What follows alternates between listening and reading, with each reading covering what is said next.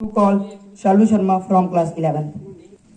आदरणीय शिक्षागण और छात्रों को मेरा शुभ नमस्कार। आज इस क्विज का विषय भ्रष्टाचार है और मैं उसी पर अपने विचारों को साझा करूंगा। विशेष रूप से राजनीतिक भ्रष्टाचार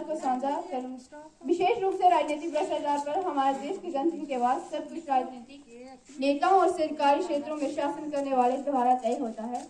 जाहिर है हम एक लोकतांत्रिक देश है, लेकिन जो भी सत्ता में आ जाता है वह उस शक्ति का दुरुपयोग करके अपने निजी लाभ के लिए धन और संपत्ति हासिल करने की कोशिश करता है।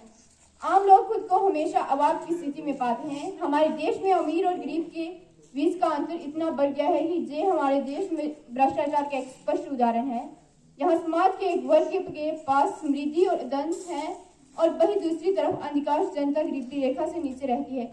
यही कारण है कि कुछ देशों की अर्थव्यवस्था को गिरावट का सामना करना पड़ रहा है, जैसे अमेरिका की अर्थव्यवस्था। यदि हम अपने देश के लिए जिम्मेदार नागरिक हैं तो हमें ये समझना चाहिए कि ये भ्रष्टाचार हमारे राष्ट्र के आर्थिक विकास की खाई है और हमारे समाज में अपराध में जन्म दे रहा है। यदि हमारे समाज का बहुसंख्यक वर्ग अभाव और गरीबी में रहना जारी रखेगा और किसी भी रोजगार का अवसर नहीं मिलेगा तो अपराध दर कभी कम नहीं होगी। गरीबी लोगों की नैतिकता और मूल्यों को नष्ट कर देगी, जिससे लोगों के बीच नफरत में वृद्धि होगी। हमारे इस मुद्दे को हल करने और हमारे देश के संपूर्ण विकास के लिए मार्ग प्रशस्त करने हेतु संघर्ष करने का यही समय है। इस तथ्य की प्रवाह के बिना कि असामाजिक तत्व हमारे देश की राजनीतिक व्यवस्था के भीतर हैं या हम बाहर है, संसद को इनके खिलाफ सख्त कानूनों को पारित करना चाहिए। हमारे देश में सभी के लिए एक समान व्यवहार होना चाहिए।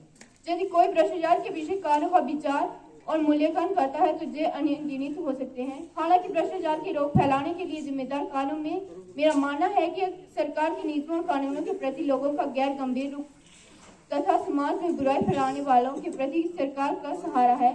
ऐसा प्रतीत होता है कि जिन लोगों को भ्रष्टाचार का अंत करने के लिए नियोजित किया जाता है वे स्वयं अपराधी बन जाते हैं और इसे प्रोत्साहित करते हैं। स्थिति बहुत तनावग्रस्त हो गई है और जब तक सामान्य जनता कोई कदम न उठाए और सतर्क नहीं हो जाती तब तक भ्रष्टाचार को हमारे समाज से उखाड़ फेंका नहीं जा सकता। तो आइए हम एक साथ खड़े हों और भ्रष्टाचार के खिलाफ लड़ें। धन्यवाद।